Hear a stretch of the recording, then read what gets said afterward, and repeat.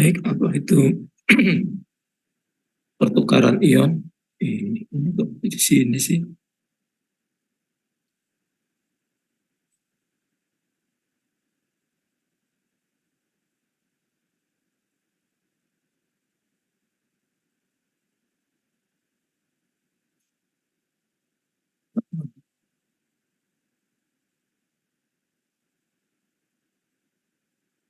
Hmm. Baik, di dalam proses pertukaran ion, satu hal yang paling penting adalah proses terjadinya reaksi setimbang, ya kan?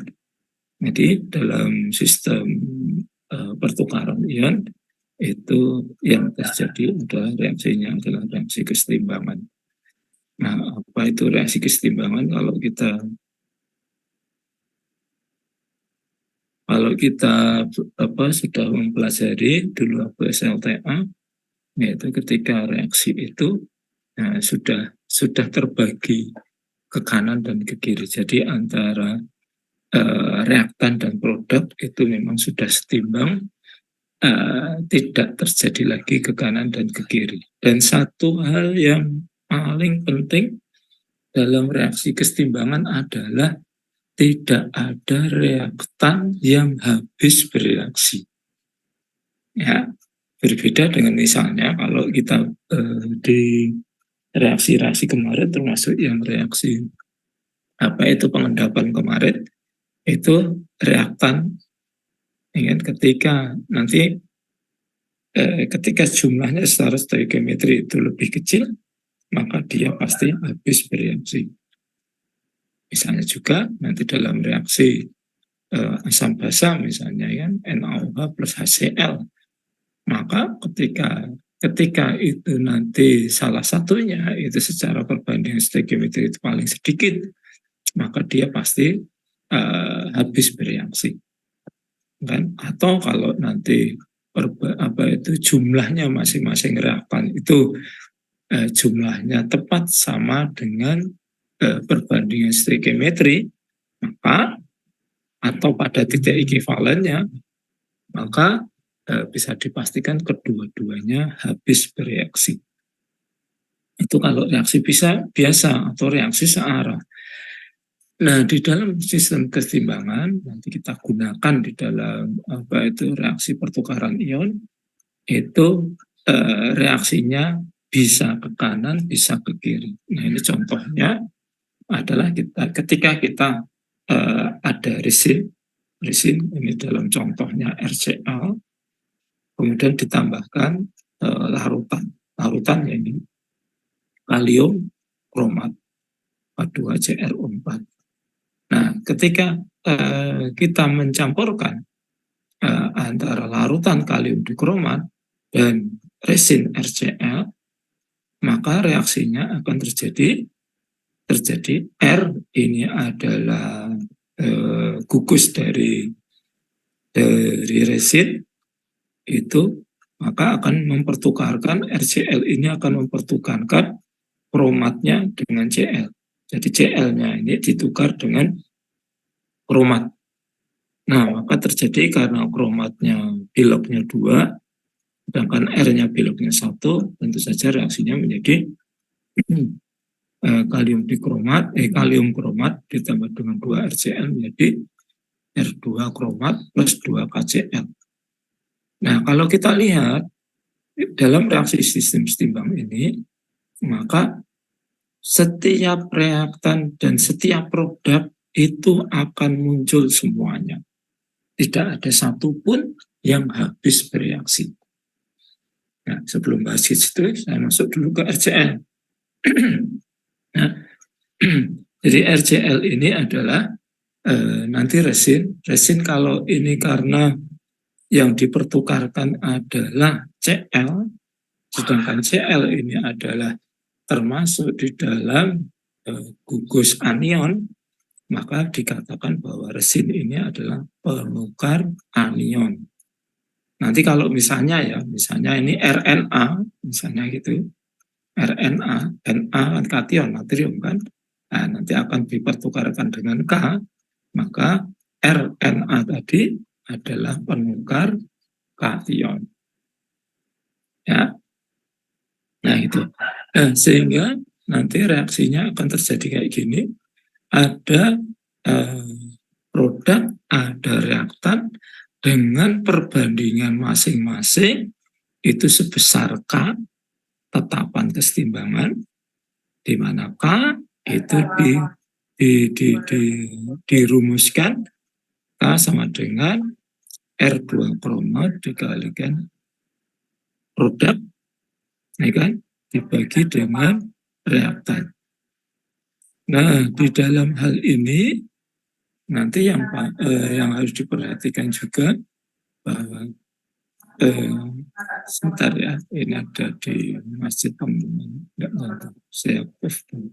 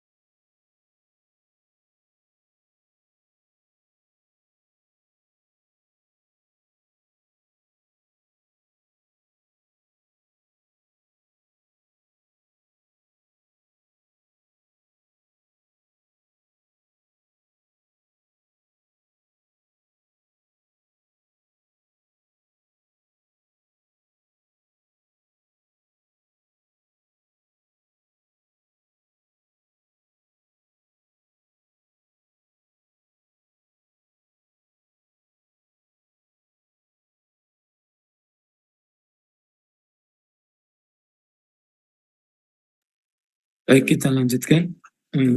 Tadi sampai persamaan ini ya. Jadi nanti akan terjadi kesetimbangan dengan perbandingan masing-masing produk dan reaktan adalah sebesar K.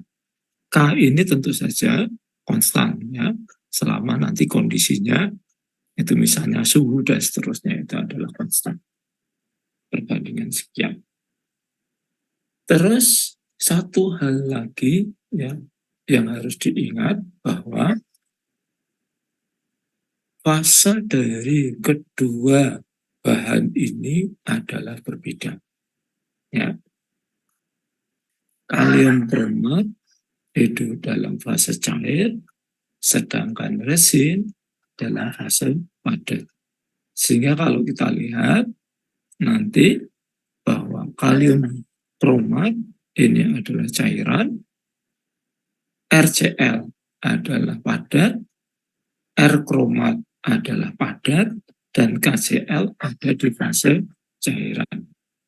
Ya, itu yang harus diingat. Jangan, karena ini kalau reaksinya tidak di penukar ion, biasanya kan cair-cair.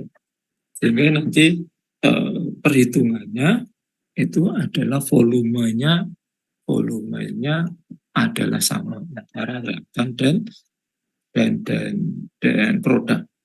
Nah, sedangkan di dalam penukar ion ini baik reaktan ataupun produk itu ada dua fase. Oke. Nah, nanti yang ini ada yang menggunakan itu adalah ekivalen ininya, ada yang molar. Nah, nanti tergantung K-nya ini dinyatakan dalam bentuk molar atau ekivalen. Sampai sini dulu, ada yang tanyakan? Ini penting, ini dasar sekali. Ini belum ada, kita lanjut.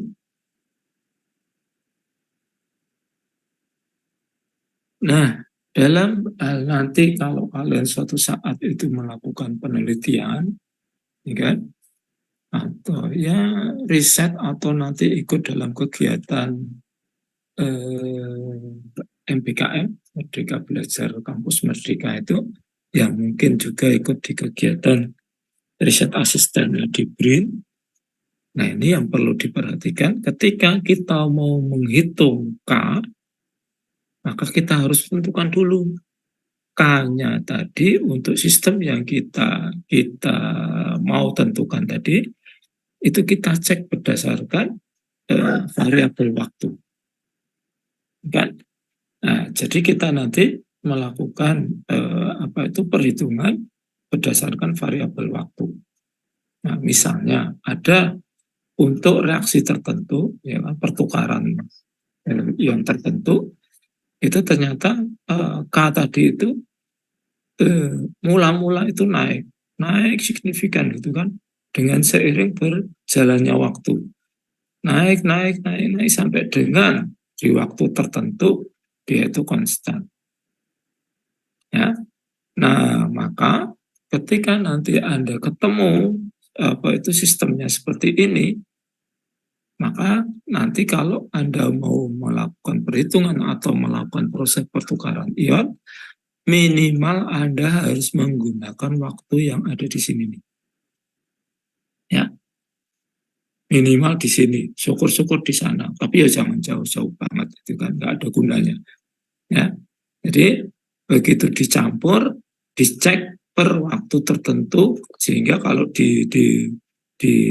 dihitung, digrafikkan, digambar hubungan antara waktu dengan K, maka itu terjadi seperti ini. Nah, jangan sampai nanti suatu saat kalau Anda melakukan riset, baru pencampuran misalnya di sini ini misalnya adalah 15 menit, misalnya gitu kan.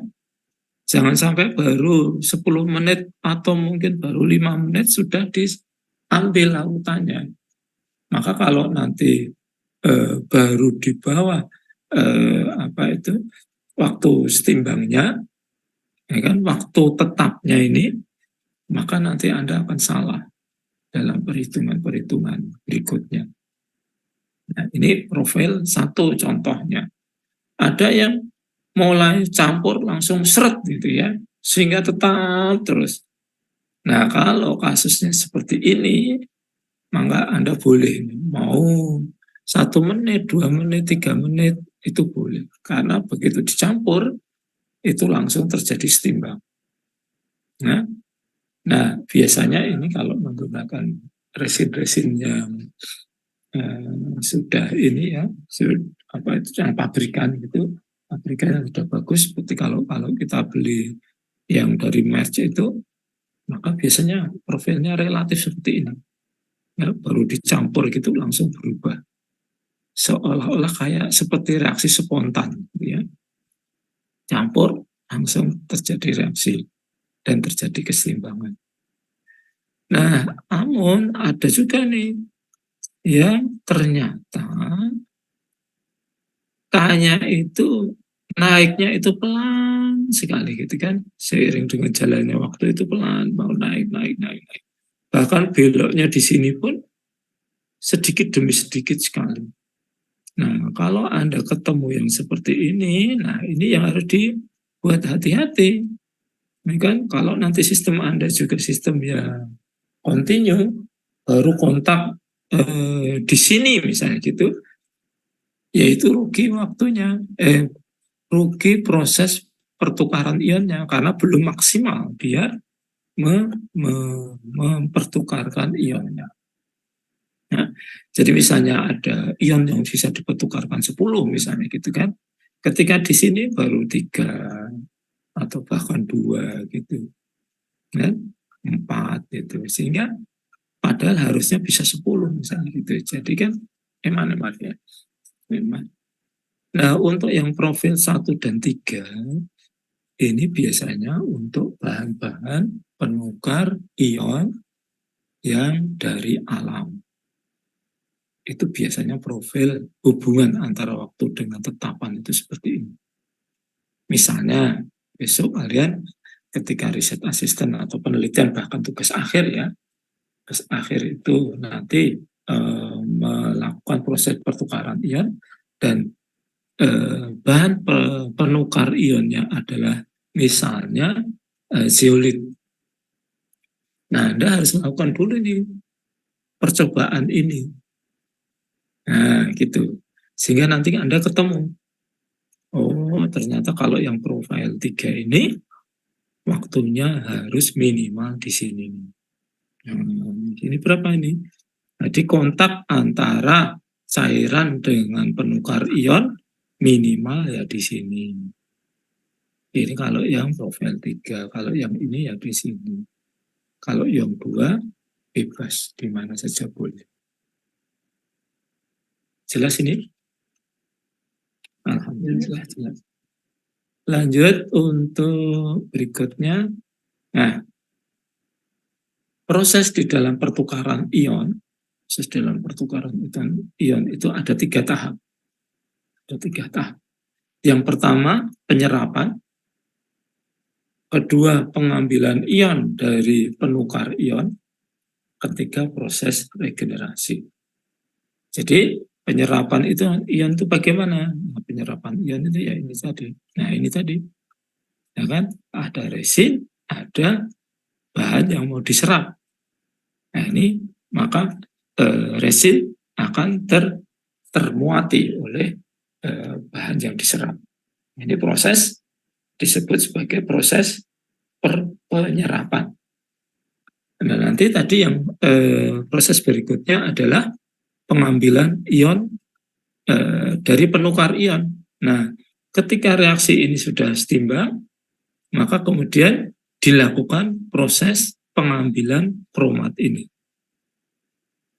Nah, jadi setelah kromat masuk ke resin, kemudian kromat diambil. Itu sebenarnya buat apa sih? Nah, oh ya, saya belum menjelaskan ya. Jadi bahwa nanti karena kita mata kuliahnya adalah teknik pemisahan, kalau misalnya di sekitar sini ada ion-ion yang lain, maka kromat itu akan relatif terpisahkan dari bahan-bahan yang lain di sekitar sini. Nah, sehingga kromat itu nanti ketika terserap awalnya, sedangkan ion-ion yang lain nanti relatif tidak terserap, tergantung K dari ion-ion yang lain tadi, itu berapa. Dan konsentrasinya tentu saja.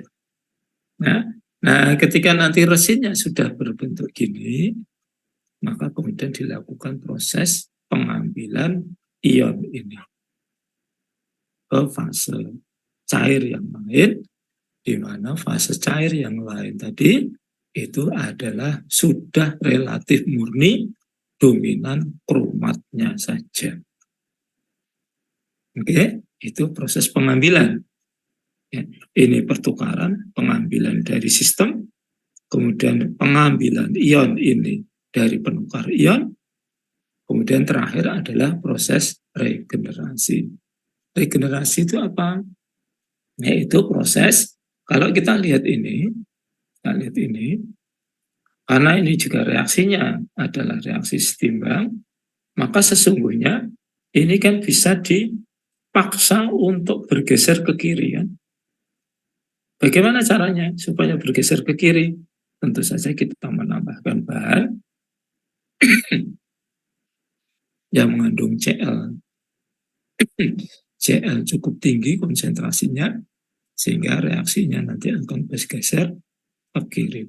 Nah, ketika bergeser ke kiri, maka yang awalnya adalah R-nya, sifatnya adalah R kromat, maka dia akan kembali menjadi RCl. Karena menjadi RCl lagi, maka bisa digunakan lagi untuk proses yang lain lagi, atau untuk proses penyerapan kromat lagi juga. Nah, itu prosesnya. Itu yang disebut sebagai proses regenerasi. Jadi penyerapan adalah pengambilan bahan tertentu ya, dari fase cair masuk ke resin, kemudian proses pengambilan ion dari penukar ion adalah ion tertentu, misalnya kromat tadi, itu setelah bereaksi masuk ke dalam resin, kemudian kromatnya bisa dilakukan pengambilan, ya, sehingga nanti kromatnya akan masuk ke fase cair yang lain, bukan di fase yang tadi. Nah, sehingga nanti kita mendapatkan fase larutan ion yang diinginkan tadi sudah relatif murni. Nah, sedangkan regenerasi adalah mengembalikan lagi penukar ion yang sudah termuati oleh ion-ion lain menjadi penukar ion senyawa mulanya. Awalnya itu apa? Kalau RCl ya kembali lagi RCl, RH ya menjadi RH, RNA ya jadi RNA, dan seterusnya. Oke. Masih belum ada pertanyaan? Belum. Belum. Langsung soal kalau nggak ada. 1 gram resin, resinnya HR atau RH tadi ya sama ya. Jadi tentu saja ini adalah nanti yang aktifnya, ion aktif yang bisa dipertukarkan adalah HI. 1 gram dimasukkan dalam larutan uranil nitrat. Nah, ini digunakan dalam proses pemurnian uranium. Nah, di mana larutan uranil nitratnya adalah 50 ml, konsentrasinya 480 ppm.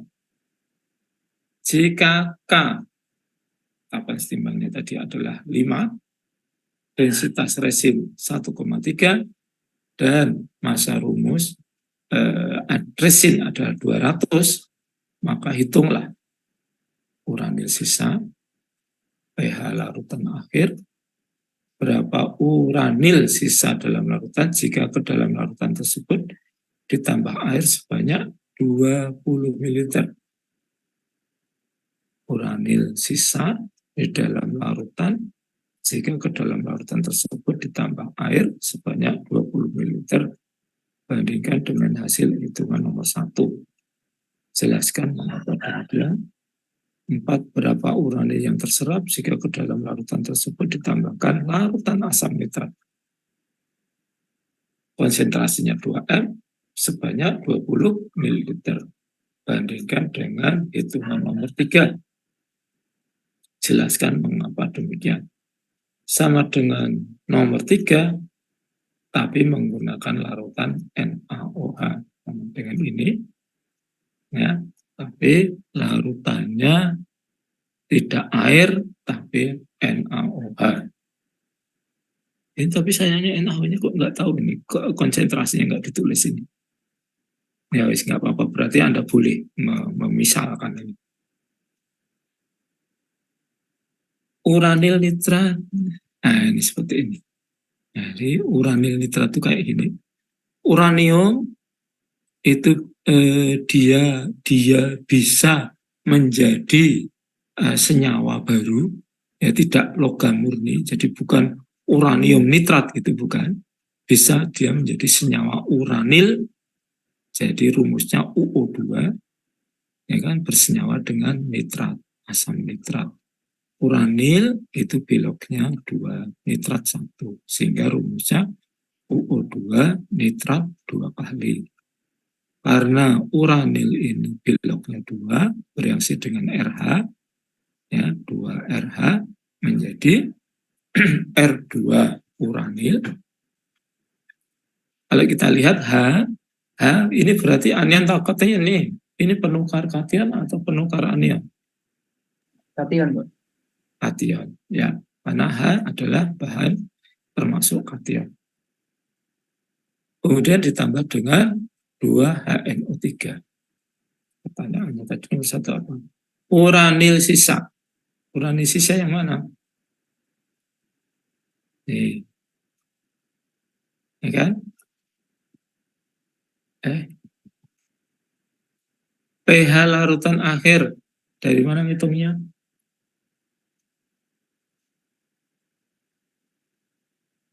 pH-nya? Bisa ngitung pH dari mana? Dari HNO3-nya, Pak. Ya. HNO3-nya nanti ketemu apa? Awal-awal sekali ketemu apa? Ketemu mol kan? Molar. Molar karena konsentrasi. Untuk mengubah jadi pH, caranya molarnya ketemu untuk jadikan pH. Min log H plus, Pak. Ya. Saya salah gampang. Terus pertanyaan berikutnya tadi. Nah, di dalam sistem ini yang sudah setimbang tadi, tiba-tiba tambahkan air. Nah, awalnya ini ada uranil nitrat, ditambah RH, itu soal 1, dan soal 2, nomor 3, tambah air. Nomor 4, tambah asam nitrat, nomor 5, tambah NaOH. Ada pertanyaan untuk soalnya? Nggak ada? Oke, kalau nggak ada, alhamdulillah. Tinggal Anda kerjakan. Ya, itu soalnya. 5 soal. Salah letak ini, harusnya ini dulu. Soal 2. Jika ternyata di dalam larutan tersebut pada soal 1 tadi juga terdapat besi nitrat terlarut, ya kan? Kalau tadi uranil nitratnya berapa tadi konsentrasi? 480 ppm. Nah, ternyata di dalamnya tadi ada mengandung besi nitrat sebanyak konsentrasinya itu adalah 100 ppm. Besi terlarut juga dapat membentuk reaksi kesetimbangan. Diketahui nilai K dari kesetimbangan tersebut adalah 1,2. Tadi untuk uranilnya K-nya adalah 5, sedangkan besi nitratnya 1,2.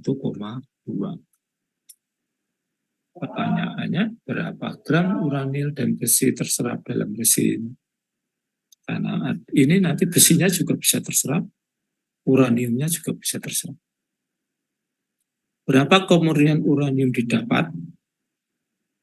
Dari mana? Nah, karena ada jika resin yang telah menyerap uranil dan besi tersebut kemudian dimasukkan dalam air sebanyak sekian. Ya. Jadi ini yang proses pengambilan, ini proses penyerapan. Jadi resin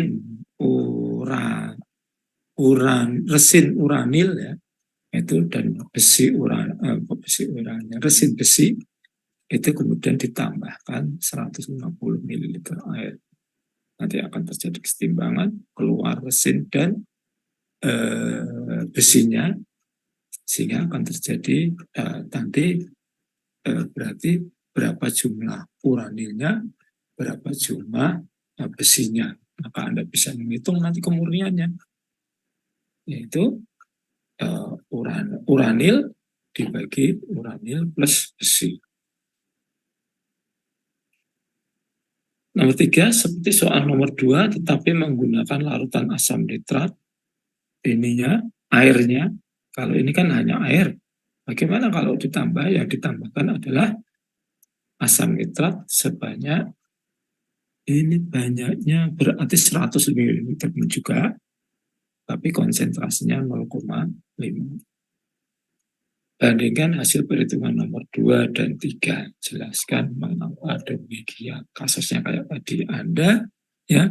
Kalau kemarin itu kunci dari proses, kalau yang pengendapan kemarin adalah hitung-hitungan berdasarkan KSP, maka untuk penukar ion, dasar perhitungannya adalah K tadi.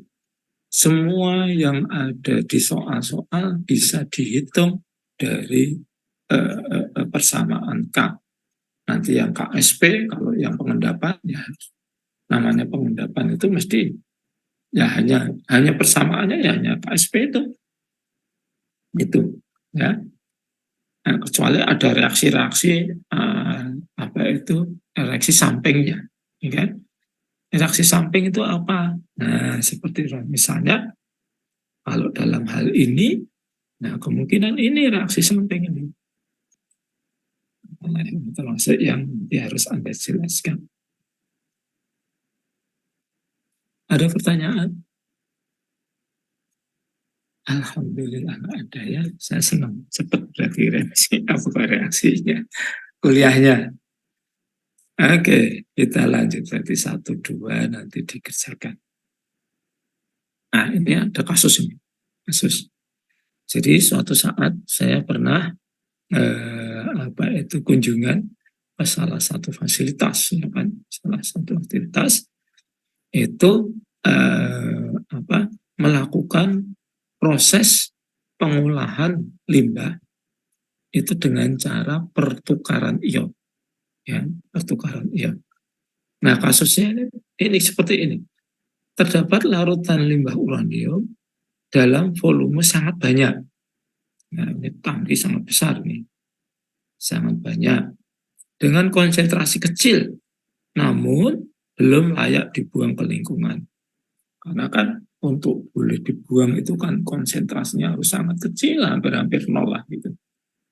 Nah, ini tuh konsentrasinya kecil, tapi jumlahnya banyak, tapi juga belum layak langsung rilis lingkungan. Permasalahannya itu. Ya kan? Andai ini sudah layak rilis lingkungan, buang ke lingkungan itu. Kan? Nah, ternyata masih di atas ambang batas dari diizinkannya apa itu limbah tadi itu boleh dibuang ke lingkungan. Nah, kasusnya itu begitu. Diinginkan untuk mereduksi konsentrasinya sehingga layak untuk dibuang ke lingkungan. Ya, jadi konsentrasinya tadi misalnya batasnya itu 10. Nah, ternyata ini tuh konsentrasinya masih 12 atau 11 gitu. Sehingga belum layak. Nah, maka diinginkan ini konsentrasinya diturunkan sehingga menjadi 10 atau di bawah 10.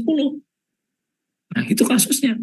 Kalau ini nanti bisa di bawah 10 atau ya maksimal 10, maka bisa rilis ini, maka selesai limbah ini. Nah itu, tinggal konsentrasinya sehingga layak untuk dibuang ke lingkungan. Sehingga sudah di bawah ambang batas. Apakah dengan cara ini akan berhasil? Yang dilakukan di fasilitas tadi itu seperti ini. Jadi ini ada limbah mengandung uranium, jumlahnya sangat banyak. Kemudian ini ada penukar ion, ya, yang jumlahnya nggak banyak. Yang dia lakukan itu seperti ini. Jadi memompa limbah ini masuk ke dalam resin, kemudian dilewatkan di sini, dan akhirnya dikembalikan lagi ke sini. Terus begitu selama berjam-jam bahkan hari. Nah, sehingga dia pikirannya adalah uranium itu makin ke sini nanti akan terserap oleh resin, kemudian yang sudah konsentrasinya rendah masukkan lagi, kemudian yang ini akan bercampur ya, tentu saja bercampur dengan limbah awal, dan itu nanti diambil lagi terus seperti itu, sehingga resinnya harapannya akan semakin resin uranium akan semakin banyak tertampung atau terjerap di dalam resin. Pertanyaan saya, cara seperti ini benar nggak? Siapa mau jawab? Jangan nggak ada jawab ini. Ya jawab. Sebisanya lah. Nggak usah takut. Seperti kalau offline tuh loh, jawab aja, nggak apa-apa. Halo? Bukan, nggak kerennya kalau online itu begini nih, nggak asik. Oke, disimpan ya. Simpan, tak tanyakan besok kalau pembahasan soal. Pokoknya kasusnya kayak gini, kemudian dipikirkan. Nah, kasusnya kayak gitu dipikirkan, besok kita diskusikan ketika offline soal. Nah, atau kasusnya yang dilakukan, ini tadi cara yang dilakukan di dalam fasilitas tadi. Nah, kalau misalnya cara tadi adalah yang dilakukan seperti ini apakah bagus? Ya kan? Mana lebih benar? Cara yang tadi atau cara ini? Cara ini bagaimana sih? Jadi limbah hanya dialirkan masuk ke dalam resin dengan waktu kontak tertentu, tinggi tertentu, maka nanti akan keluar. Nah, di keluaran ini dicek konsentrasinya, uraniumnya, apakah sudah di bawah ambang batas atau masih di atas ambang batas. Sehingga nanti ketika ini sudah di ambang batas, boleh ini keluar. Relatif sudah nol misalnya uraniumnya gitu. Nah, ini cara dua. Cara dua sebagai salah satu alternatif. Ini tidak dilakukan ya, enggak, maksudnya tidak dilakukan di fasilitas tadi. Ini hanya alternatif. Nah, bisa kita diskusikan di pertemuan berikutnya. Atau ada yang mau jawab, boleh sekarang. Ini bertanya terlebih dahulu, Pak. Oh ya, silakan. Dengan Baik, Pak. siapa ini? Dika Bakti Praja, Pak. Dika. Ya silakan Dika, alhamdulillah. Baik, Pak. Sebenarnya saya ingin bertanya, Pak. Tadi kan untuk dari proses penukaran ion sendiri ada proses regenerasi ya dengan cara menambahkan resin dengan resin tersebut lah antara anion atau kation yang digunakan pada reaktan sebelumnya. Kan untuk itu dapat membentuk penukar ion yang semula. Nah, kalau dari proses yang sebelumnya itu kira-kira apakah bisa Pak untuk dari produknya itu misalnya dengan penambahan, kan kalau misal menggunakan dari fasilitas yang pertama itu kan prosesnya secara kontinu Pak. Jadi kalau misal habis dari diserap di pompa melewati resin, kemudian akan setelah dari beberapa uranium yang terjerap dalam ion tersebut kan akan tetap di resin tersebut. Nah, sedangkan kalau yang udah lolos kan akan tetap akan kembali ke penampungan awalnya. Nah, tapi kan kalau menurut saya dalam praktiknya mungkin akan tidak diperoleh hasil yang sepenuhnya terjerap semua, Pak. Pasti juga tetap ada yang akan turun kalau misal dilaksanakan proses seperti ini. Nah, kalau misal pertanyaannya adalah kalau dari proses bolak-balik seperti ini, Pak, apakah akan tidak terjadi kemungkinan uraniumnya itu akan kembali masuk ya, Pak, ke dalam wadah penampung ini, Pak, seperti itu, Pak. Kalau misal dibolak-balik. Terima kasih. Iya, iya memang masuk. Memang masuk. Ini kan dari hasil sini, ini kan pasti kan sesuai dengan persamaan kesetimbangan tadi, di mana prinsip pertukaran ion kan reaksinya reaksi setimbang. Pasti di sini juga ada uraniumnya. Ini masuk lagi ke sini. Terus gitu. Idenya, ada yang punya akuarium di sini. Nah, idenya itu yang diinginkan adalah seperti akuarium itu. Kan ketika akuarium itu agak-agak keruh gitu, ketika biasanya kan ketika baru diganti airnya itu kan warnanya kan agak-agak keruh ya, ada warna putih yang merata itulah. Nah itu biasanya terus dilakukan filtrasi terus diputar gini lama-lama. Kalau akuarium ini dalam waktu sejam 2 jam akan menjadi bening. Nah idenya begitu kalau itu di akuarium. Nah, kalau ini penukar ion, apakah benar? Nah, justru itu yang harus kalian coba analisis. Nah, gitu. Mungkin pertanyaannya adalah tambah lagi.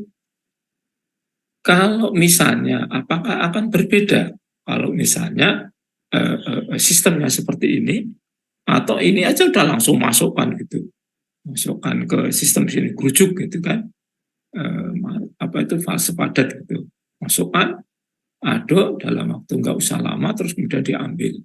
Apakah sama nggak hasilnya dengan dibuat seperti ini? Ya, itu bagian yang Anda harus analisis. Oke, Dika? Oke Pak, baik Pak. Terima kasih Ya, Pak. bagus. Sudah mulai nyantol logika apa itu kesetimbangannya. Tinggal bisa kita diskusikan. Ada lagi? Nggak Izin ada? Pak. Oh ya, siapa ini? Renaldi Pak. Oke, right.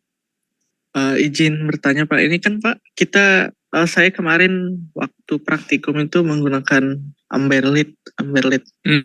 120 kalau nggak salah Pak. Ya. Nah, jadi dalam pelaksanaannya itu kan Amberlit itu di oven untuk menghilangkan jumlah air atau kadar airnya. Dalam keadaan dia di oven seperti itu Pak, apakah ada kemungkinan mempengaruhi gitu Pak jumlah penukaran atau kesetimbangannya nanti ketika dalam sistem seperti itu? Baik, yang pertama memang ketika apa itu, kenapa sih kok harus di oven sehingga harapannya kan menjadi kering kan, adalah supaya nanti yang Anda timbang itu adalah benar hanya resin saja.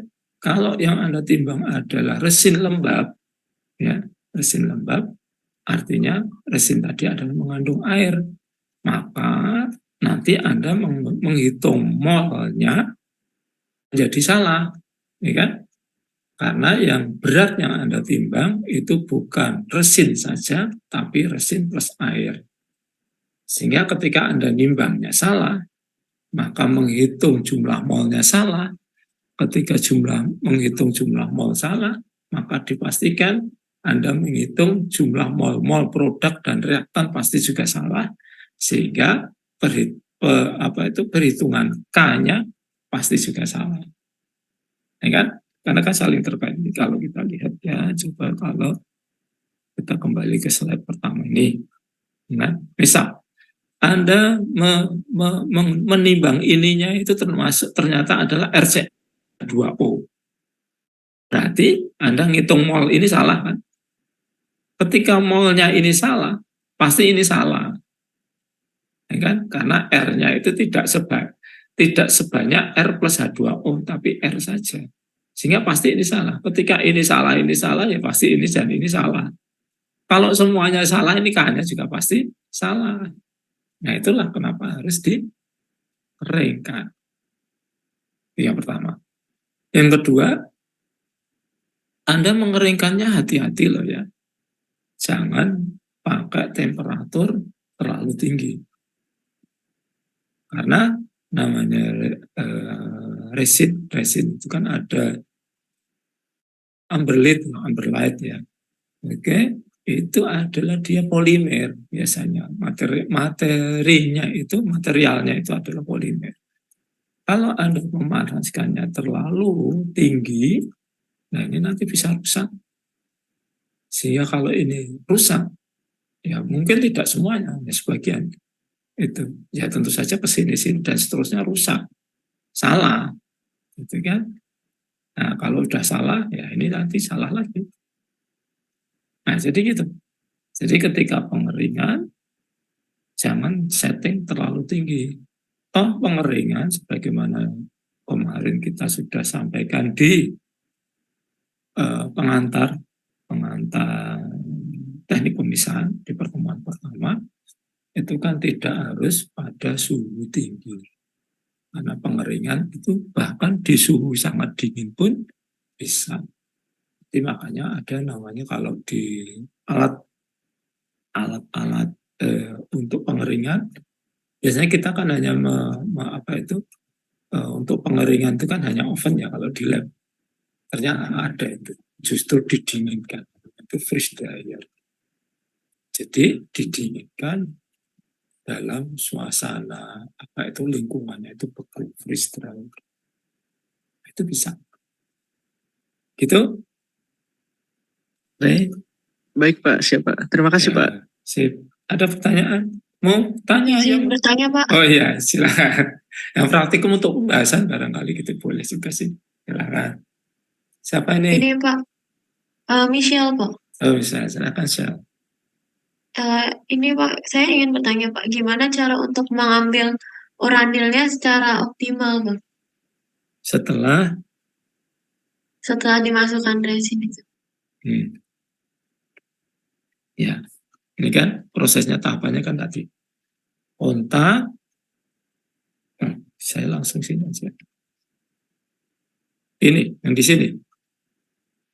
Kalau kita lihat ya harapannya ini nanti kan ini katakanlah volumenya itu 5.000 liter, 5.000 liter, ya kan? Enggak, lebih besar, bahkan di fasilitas tadi lebih besar. Ya katakanlah 5.000 liter lah. Ini itu dia hanya nggak sampai 1 karung, nggak sampai satu karung. Sehingga dari yang awalnya 5.000 lebih tadi menjadi hanya 1 karung. Ini kalau mau dilakukan proses pengolahan untuk mengambil uranium, karena mungkin uraniumnya kalau dihitung-hitung itu ternyata ya cukup banyak, maka bisa dilakukan dengan cara sebagaimana soal ini. Apakah bagus kalau diambil dengan air saja, atau diambil dengan asam nitrat, atau diambil dengan yang apa? Nah ini hanya salah satu kasus yang bisa kita coba pikirkan, renungkan, hanya tinggal Anda hitung pakai persamaan K ini.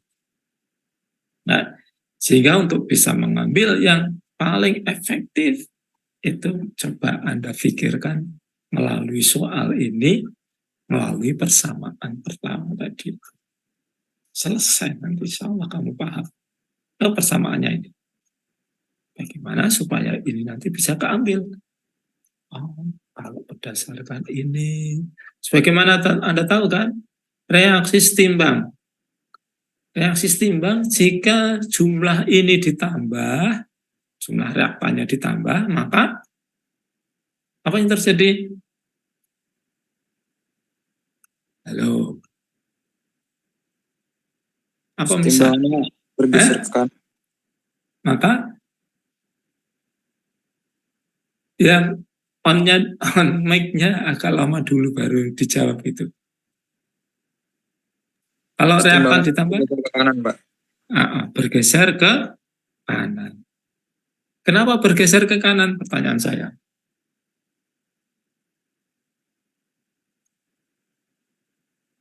Ayo, kenapa?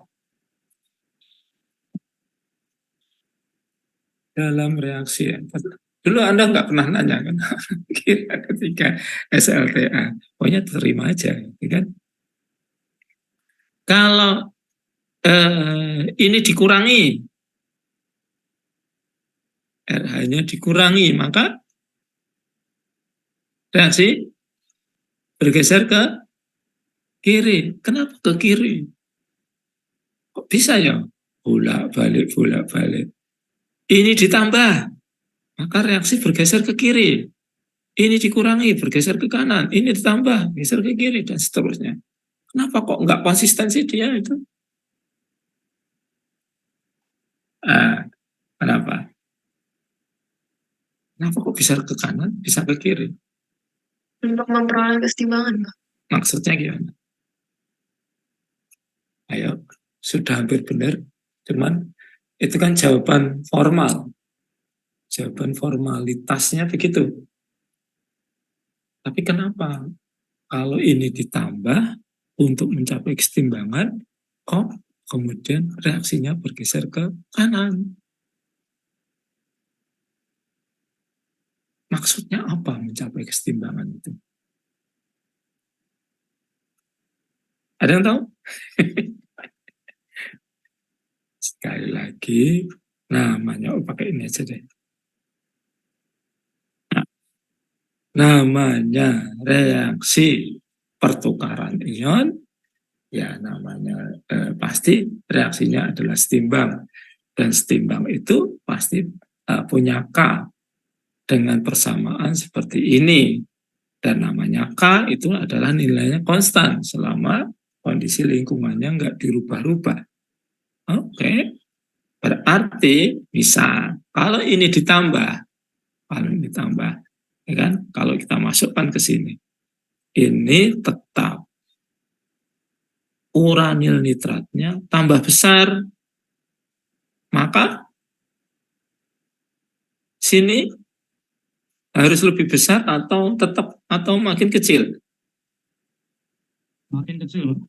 Harus lebih besar. Contoh nih. Ya, logika. Ini nilainya 10. Oke. Ini mula-mula 50. Berarti ini berapa? 5, Pak. 5. Oke ya, 5 ya. Sekarang ini kan ini 10 kan? Sekarang kalau di sini ternyata menjadi 10, maka sini berapa? 100, Pak. 100. Makin besar kan? Makin besar. Itulah mengapa dia bergeser ke kanan. Itulah kenapa tadi jawabannya adalah untuk mencapai kesetimbangan. Supaya perbandingan dari reaktan dan produk, kalau di dalam contoh ini tadi ya tetap 10. Nah gitu. Ini dikurangi. Berarti mana dikurangi? Ini dikurangi. Atas lebih kecil. Berarti pasti bawah juga harus lebih kecil. Juga harus turun juga. Ya kan? Gimana caranya? Nah, bergeser ke kanan. Karena K-nya wajib 10 tadi. Jelas belum?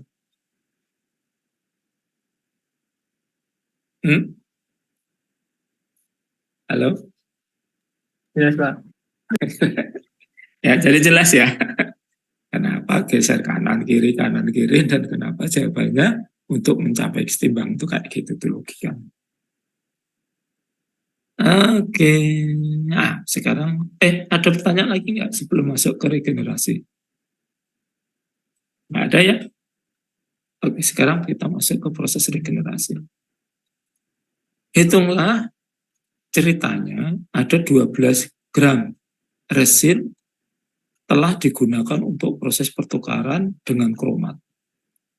Diketahui masih ada atau hanya 15% resin yang belum berubah menjadi resin kromat. Artinya yang berubah menjadi ini itu adalah 85% dan 15% itu adalah RCl. Oke. Tapi ini campur loh, ini nggak bisa kemudian ini RCl-nya diambili terpisah dari air kromat. Enggak, ini campur ini. Nah, ini campur, ini juga campur karena larutan ini. Ini campur dalam fase padat. Ya, ceritanya masih ada RCl sebanyak 15%. Ya kan? Nah, pertanyaannya, ini ceritanya itu kita punya resin yang sudah dipakai, ya kan, sudah dipisah dari sistem juga, itu kemudian ininya masih 15%. Kemudian pertanyaannya, karena tadi regenerasi kan mengembalikan lagi ya, dari awalnya ini, kemudian mau dijadikan ini. Ini awalnya 15%, terus diinginkan menjadi 85%. Sehingga hanya ini saja yang 15%. Nah, sehingga kalau kita menggunakan persamaan ini, pertanyaannya adalah berapa sih konsentrasi dibutuhkan KCl-nya ini kalau volumenya adalah 1 liter. Ini 1 liter, berapa konsentrasinya sehingga RCl-nya ini menjadi 85%. Paham belum soalnya? Soalnya dulu, paham ya? Paham? Paham, alhamdulillah. Tinggal Anda utak-atik aja. Nanti berdasarkan. Pertanyaannya, berikutnya.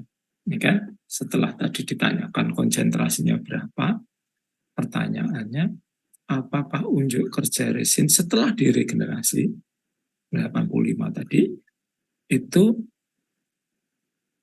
akan sama dengan resin yang masih baru? Jelaskan. Ini saya tidak bisa menerangkan sekarang, ini menjadi soal yang akan kita bahas insya Allah. Ya, jadi apakah ketika kita itu menggunakan resin yang hasil regenerasian itu akan sama-sama, misalnya gini ya, ini sudah dilakukan regenerasi, kemudian ini adalah A, yang B adalah resin baru, sama-sama beratnya sama, mau digunakan untuk proses pertukaran ion, apakah nanti hasilnya akan sama? Nah, itu. Ada pertanyaan?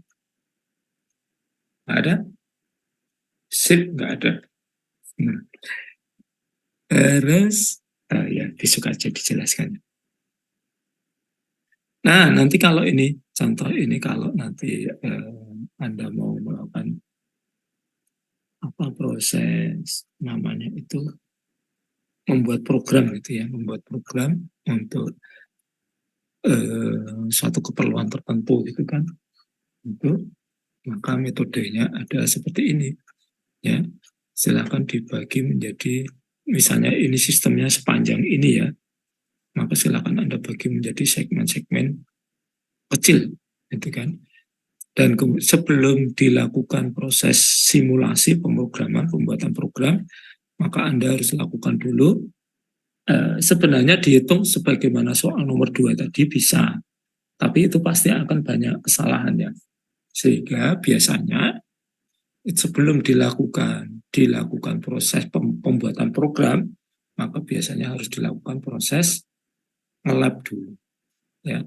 Jadi ada misalnya sekian gram resin dimasukkan ke dalam sampel yang akan dibuat program tadi, maka kemudian dilakukan analisis. Nah, nanti akan ketemu itu masing-masing.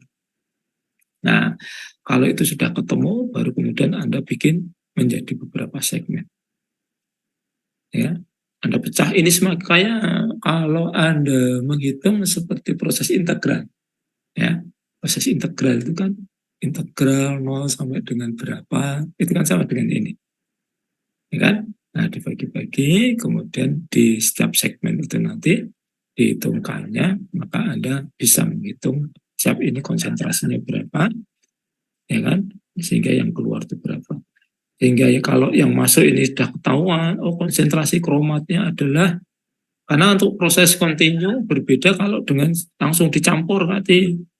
Kalau yang dicampur itu maka nggak usah dibagi per segmen-segmen tertentu.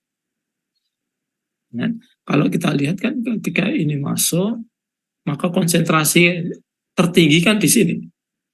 Makin ke sini, makin ke sini, makin ke sini, itu makin kecil konsentrasinya.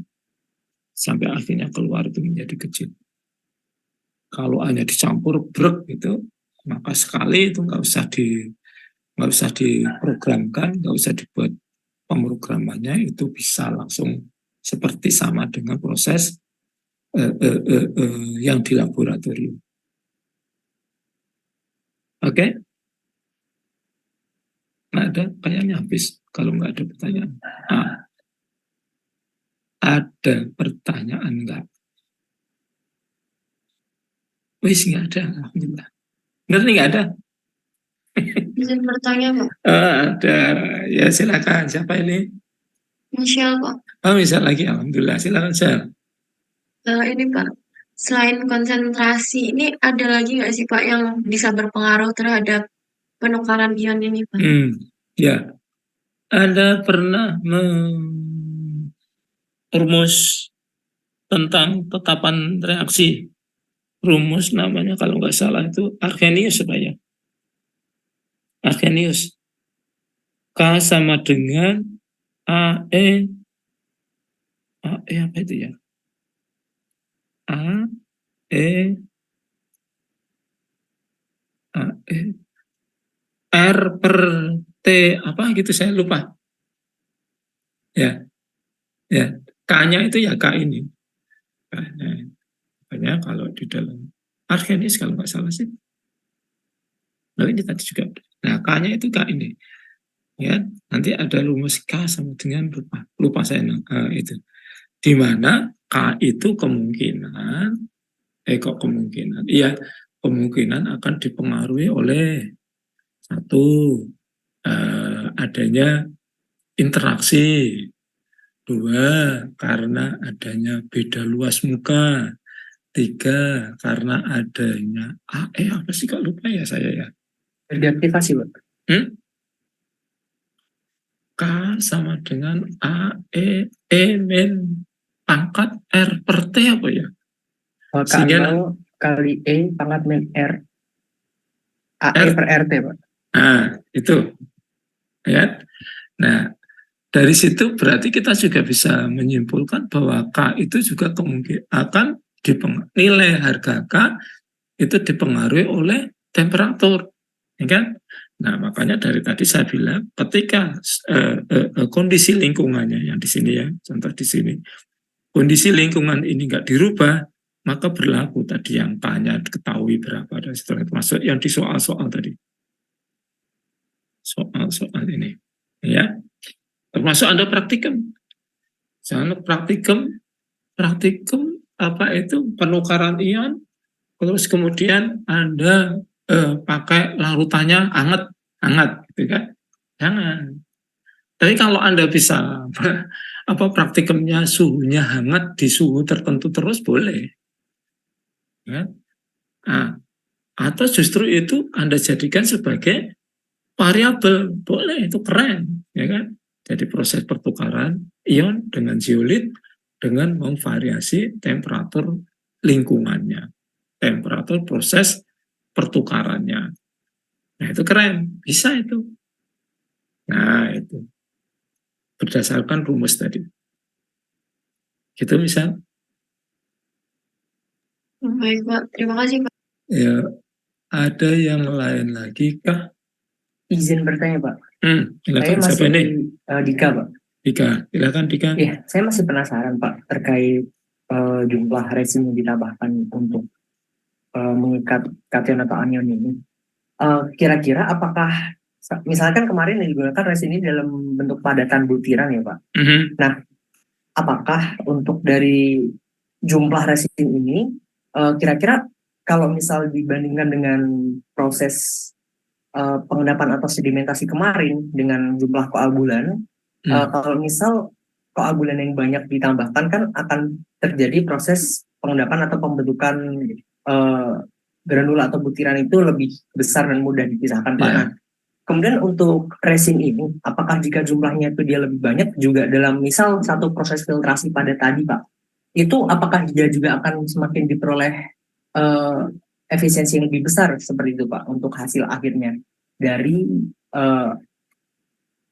larutan yang dipisahkan atau diserap dengan resin penukar ion itu, Pak. Terima kasih. Oke, bagus pertanyaannya. Ya. Yang jelas mustahil Anda bisa menyerap seluruh kromat. Kalau di sini ya, mustahil Anda bisa menyerap atau mempertukarkan ionnya ini sehingga masuk ke dalam resin sampai 100%.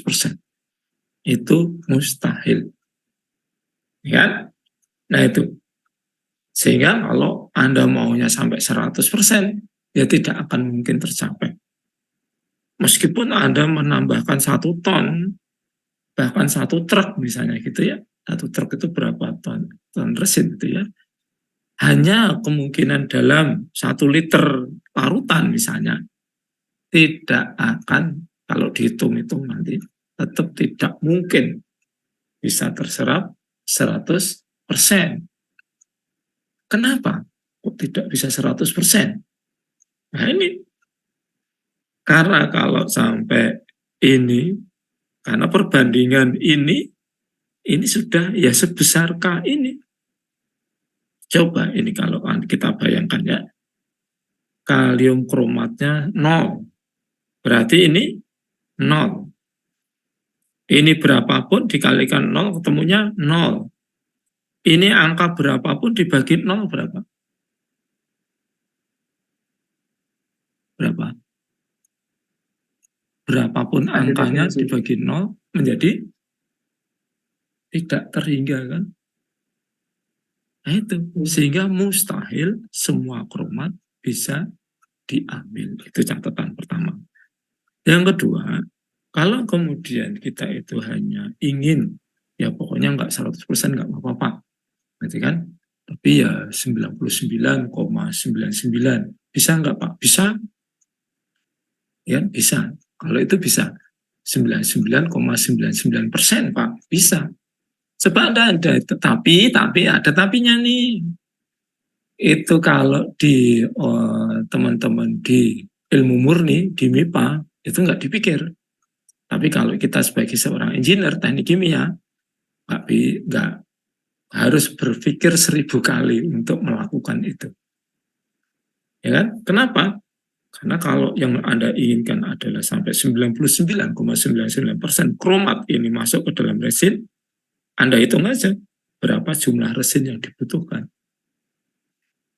Nah, gitu. Ini kalau Anda hitung, ini 99,99%. Berarti awalnya berapa? Berarti konsentrasinya menjadi berapa? Ini sangat kecil kan? Sangat kecil. Nah, kalau ini sangat kecil, berarti untuk bisa mencapai K yang konstan tadi, dikatakanlah 10, maka RCl ini harus sebesar-besarnya, sehingga kalau dikalikan ini nanti menjadi pembanding atas ini, ketemunya adalah 10. Apakah kalau kemudian kita menginginkan sampai 99,99% dan harus membeli resin sebanyak itu apakah ya bisa diterima dalam proses industri? Tentu tidak, kan? Nah, sehingga nanti seorang engineer itu harus melakukan hitung-hitungan. Berapa sih yang nggak terlalu mahal, ya, yang masih masuk akal ketika itu dilakukan proses, apakah ngotot pengen mengambil seluruh kromat atau uranium, atau mengikhlaskan sejumlah tertentu uranium untuk tidak terambil. Karena kalau dihitung-hitung supaya cocok dengan pengorbanan sejumlah resin ini. Itu, jika masih ada pertanyaan boleh. Oke, baik. Terima kasih Pak. Yuk. Cukup? Cukup Pak. Baik, kalau cukup kita absensi dulu ya. Bentar. Saya lakukan absensi. Pak, mohon maaf, saya izin boleh bertanya nggak Pak? Boleh, silahkan. Jadi saya masih penasaran sih Pak, terkait praktikum kemarin itu sebenarnya apa pengaruh antara daya pisah ion dengan tetapan kesetimbangan dari reaksi penukar ionnya sendiri Pak? Ya, daya pisah. Rumusnya aja, kamu lihat rumusnya. Dilihat rumusnya.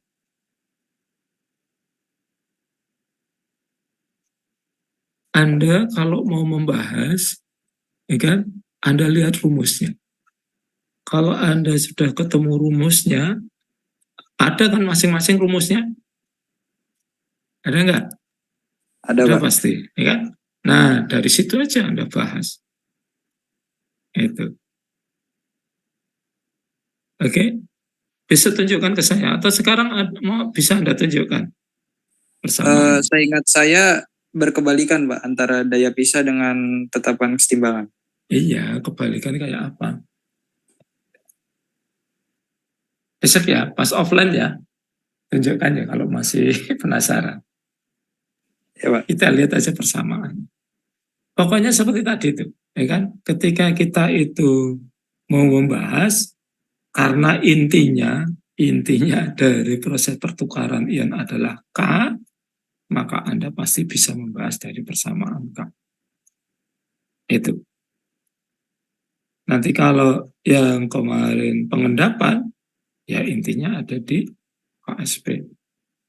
Maka Anda pasti bisa membahas melalui persamaan KSP. Oke? Baik, sampai ada yang tanya lagi? Nggak ada, kalau nggak ada saya absen ya. Alira?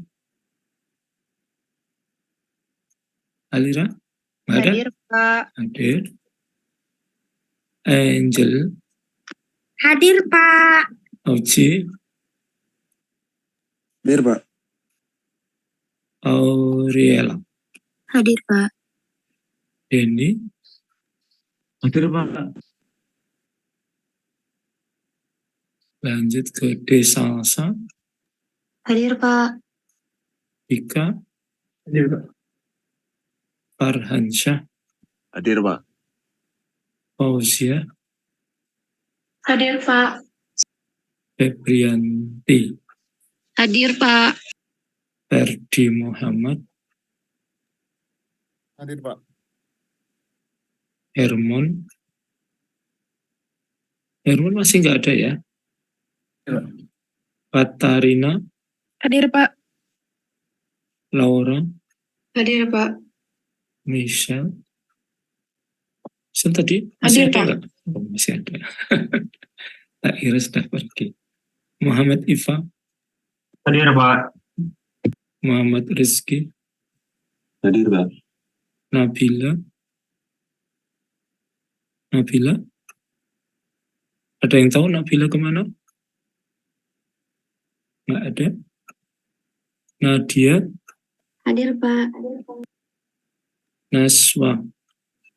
Hadir, Pak. Nur Oktaviani? Nur Oktaviani? Ada yang tahu? Nggak ada. Renaldi? Hadir, Pak. Retno? Hadir, Pak. Rildo? Hadir, Pak. Rika? Hadir, Pak. Safira? Hadir, Pak. Septiara? Hadir, Pak. Tita? Hadir, Pak. Wahyu Setia? Wahyu Suponco? Hadir, Pak. Rima? Rima? Ada yang tahu? Nggak ada. Saya ulangi untuk yang belum muncul. Nabila? Masih belum? Nur Oktaviani? Hadir, Pak. Oh ada. Kemana tadi? Maaf, Pak. Saya habis dari WC, Pak. Oh gitu ya. Terima kasih, Pak. Terakhir Rima? Ada yang tahu? Nggak ada. Oke, baik. Saya kira cukup untuk hari ini. Dan mohon maaf. Permisi, Pak. Hai, Atas nama Nabila, hadir, Pak. kemana tadi? Kamar mandi, Pak. Maaf. Oh iya. Ini masih belum ada kabar, Rima. Baik, sekali mohon maaf ya, belum bisa offline, sehingga kita yang masih belum bisa sempurna untuk bisa melaksanakan perkuliahan hari ini. Saya cukupkan untuk pertemuan kali ini. Untuk tugasnya, waktunya seminggu, paling lambat.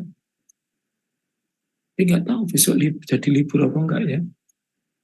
Ya pokoknya seminggu aja lah ya. Meskipun libur ya paling lambat ya besok tanggal 28 jam 7:30. Gitu ya. Assalamualaikum warahmatullahi wabarakatuh. Waalaikumsalam. Baik, terima kasih, Pak. Terima kasih, Pak. Ya.